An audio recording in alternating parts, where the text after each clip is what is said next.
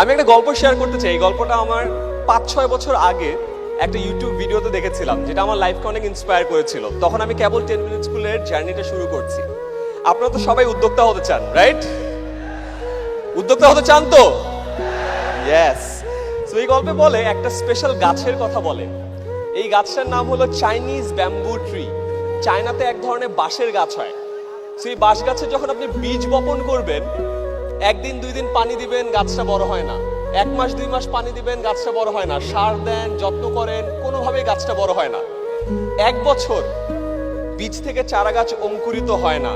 2 বছর, 3 বছর, 4 বছর পর ফাইনালি ওই বীজ থেকে অঙ্কুরিত হয়ে চারা গাছটা মাটির উপরে ওঠে এবং এরপরে মাত্র 4 সপ্তাহে চারা গাছটা 90 ফুট লম্বা বাঁশের গাছ হয়। কয় ফুট? 90 ফুট।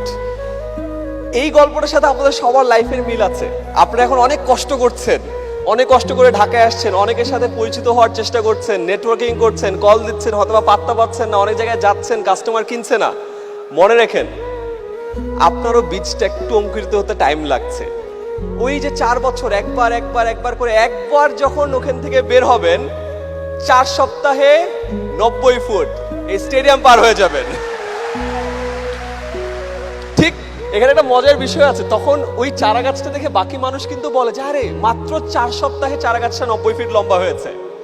আসলে কি 4 সপ্তাহে 90 ফিট লম্বা হয়েছিল? 4 বছর 4 সপ্তাহে 90 ফুট লম্বা হয়েছিল।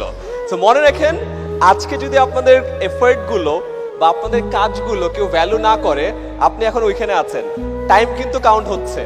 যখন একবারে ওখানে একদম ওই ছাদ ফেরে যখন বের হয়ে যাবেন, তখন মানুষ আপনাকে বলবে যে আরে আঙ্গুল ফুলে কলা গাছ না, হঠাৎ করে বড়লোক হয়েছে। তখন তাদেরকে মনে করায় দেন যে না ভাই, 4 বছর আগে ইকবাল বাহার ভাইয়ের এই মহাসমারোহেতে ছিলাম, অনেকজনের সাথে কথা বলেছি, ফোন নাম্বার নিয়েছি, কল করেছি, তারপরে আরো 4 বছর পরে এই জায়গায় এসেছি।